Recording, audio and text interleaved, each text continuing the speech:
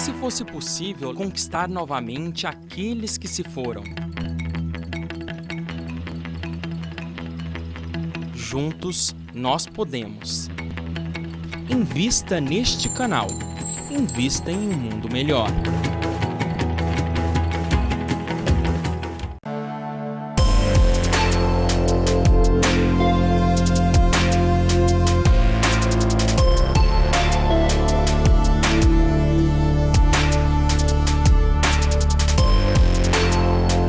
Olá, está no ar o programa Labirinto, o jogo do ter e do ser. Saímos da nossa sombra a caminho da nossa luz. Falamos sobre diversos assuntos na sequência de todos esses programas semanais que nós estamos tendo. E agora nós já estamos falando sobre as nossas virtudes. E hoje nós temos um assunto muito interessante para conversar com você. O nosso assunto é sobre crenças, como quebrar crenças. E aí você pode se perguntar, mas que tipo de crenças? Eu não estou falando de crença religiosa, eu estou falando das crenças que nós temos em relação a nós e em relação à nossa vida. Você sabia que as nossas crenças determinam as nossas opiniões, as nossas decisões, as nossas escolhas? É isso mesmo. Muitas vezes nós acreditamos que fatores externos determinam a nossa vida. E isso não é verdade. O que determina tudo o que acontece na nossa vida são as escolhas que nós fazemos. E essas escolhas que nós fazemos estão embasadas nas crenças internas que nós temos. Exatamente. Desde a nossa infância, e eu vou um pouco mais longe, antes da nossa infância, porque, na realidade, nós somos espíritos, não é verdade? Nós somos espíritos eternos, nós estamos vindo de diversas encarnações e no decorrer dessas diversas encarnações, nós vamos tendo um sistema de crenças, ao qual nós vamos reencarnando para melhorar essas crenças e ampliar a nossa consciência, expandir a nossa consciência, transcender principalmente essas crenças que são limitantes. Você sabia que na nossa infância também, muitas vezes nós não tínhamos um aporte, nós não tínhamos um psicológico formado para tomar decisões ou fazer escolhas. Então, alguma pessoa ao nosso lado, ao nosso redor, sejam nossos pais, nossos avós, amigos, familiares, é que tomaram decisões na nossa vida. E isso foi criando o nosso sistema de crenças, exatamente.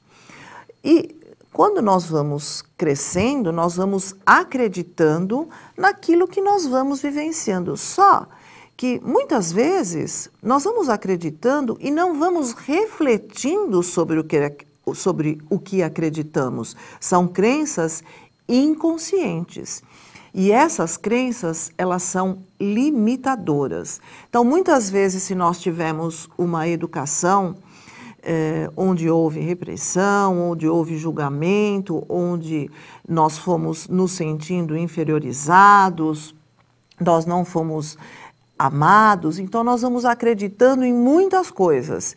E se nós não refletirmos sobre isso, se nós não olharmos para nós, né, não entrarmos nesse trabalho de autoconhecimento, essas crenças vão limitar completamente a nossa vida, porque nós vamos vivendo de uma forma da qual nós não acreditamos em nós mesmos. Nós vamos acreditar que o outro é melhor, que o outro faz melhor, que o outro escolhe melhor, e vamos nos limitando, vamos nos inferiorizando. Isso é só apenas um exemplo.